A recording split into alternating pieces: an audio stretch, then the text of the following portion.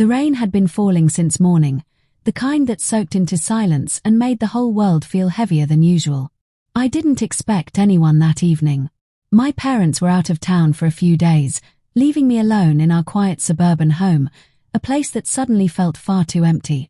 When the doorbell rang, I hesitated, already feeling a strange unease crawl up my spine.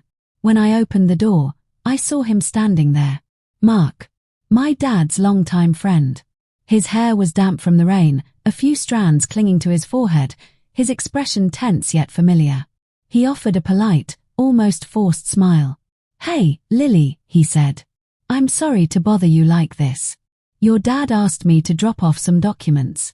I didn't realize he wouldn't be home. I should have just taken the envelope and closed the door. That would have been the sensible thing. The safe thing." But there was something about the way he looked that made me pause, tired, hollow, like he was carrying a storm inside his chest.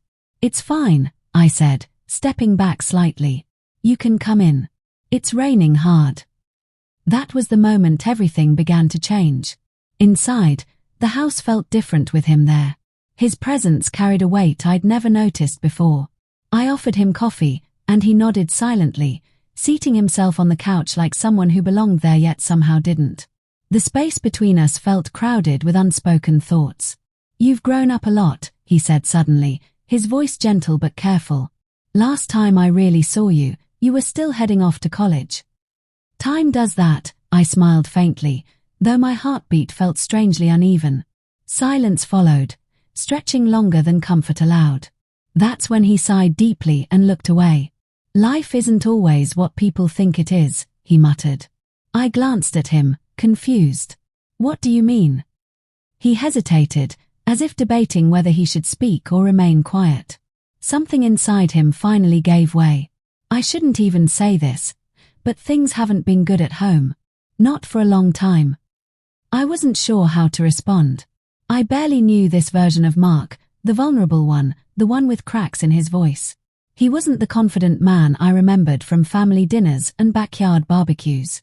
This was someone tired, someone lost. And somehow, the honesty felt dangerous. The conversation drifted slowly into deeper territory. He spoke about his failing marriage, about loneliness, about feeling invisible even when surrounded by people. I listened, not realizing how thin the line was becoming between empathy and emotional intimacy. The longer he stayed, the heavier the air grew.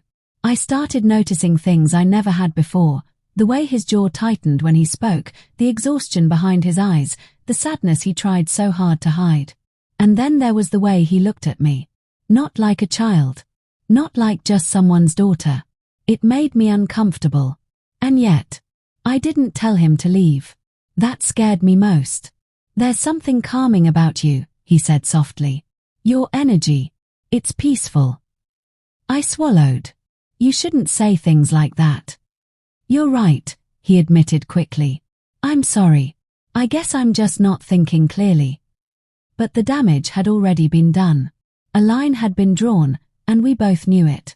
As the evening darkened, the storm outside softened into a whisper. He finally stood up to leave, lingering for a second longer than necessary. "Thank you for listening," he said. "You didn't have to." "It's okay," I replied. Our eyes met for a moment that felt longer than a second should ever last. And that's when I realized something terrifying. This wasn't just courtesy anymore. This wasn't just empathy. This was something else. Something complicated. Something that should never have existed.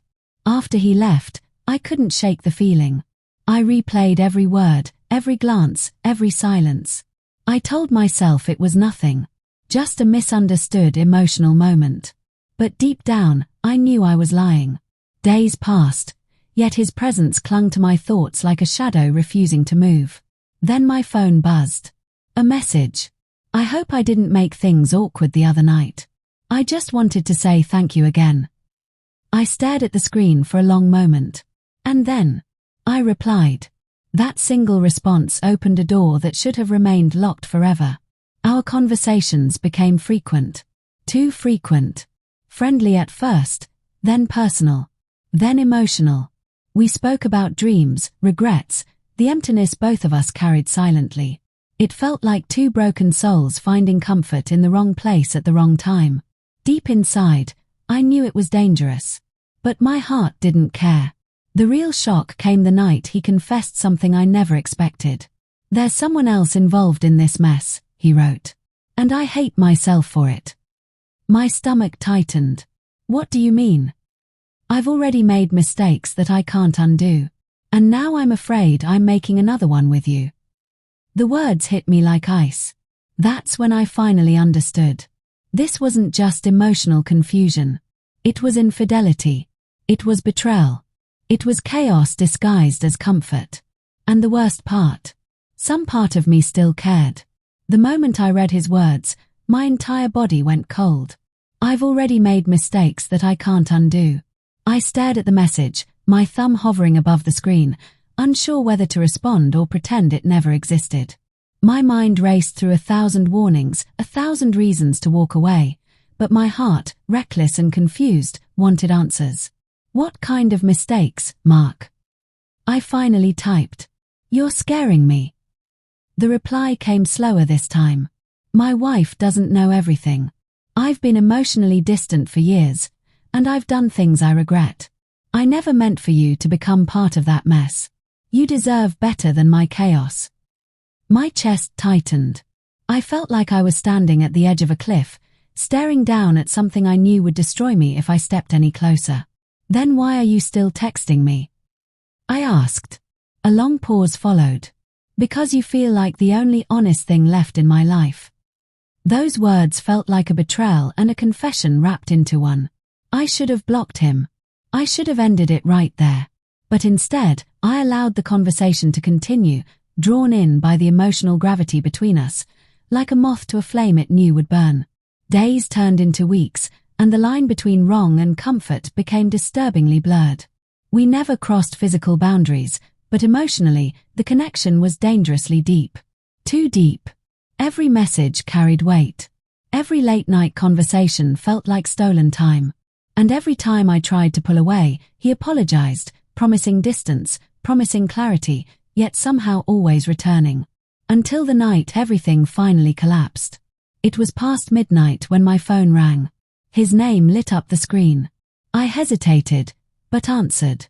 "Lily." His voice sounded different, fractured, trembling. "What's wrong?" "She knows," he said quietly. My breath caught. "Who knows?" "My wife. She read the messages." The silence that followed felt deafening. "What?" I whispered. "Mark, I told you this needed to stop." "I tried," he said, panic bleeding through his words. "I tried to end it, but I couldn't fully let go. Now I've destroyed everything." I felt sick. Not just with guilt, but with the realization that I had been part of a storm I never should have entered. "I never wanted to hurt anyone," I said, my voice shaking. "This is not who I am." "Neither am I anymore," he replied bitterly. The consequences came fast. My dad found out. The look in his eyes that day will haunt me for the rest of my life. Disappointment, shock, heartbreak, confusion. I had never felt so small, so ashamed, so lost. "You let my friend come between your values?" he asked quietly. "Between your dignity?" I had no answer. Mark disappeared from my life after that. No more texts. No more calls. Just silence and damage left behind like emotional wreckage. His marriage struggled in the aftermath, and our once normal family world felt fractured beyond repair.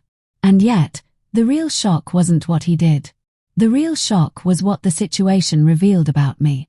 I had been lonely, vulnerable, searching for something I didn't even understand. And instead of choosing strength, I chose complexity. I chose emotions without boundaries. Nights became haunted with regret. I questioned my own judgment, my own heart, my own identity. I wasn't just ashamed, I was changed. But healing is slow, and truth has a strange way of rising through pain. Months later, I sat alone in a quiet cafe, sunlight touching the worn edges of my reality. I realized something important. I wasn't that girl anymore. The girl who let confusion guide her. The girl who mistook emotional comfort for love. I had learned the hardest lesson the most painful way. That attention isn't affection. That loneliness distorts reason. That not all feelings deserve a future. And most of all, that some doors should never be opened, no matter how soft the knock sounds.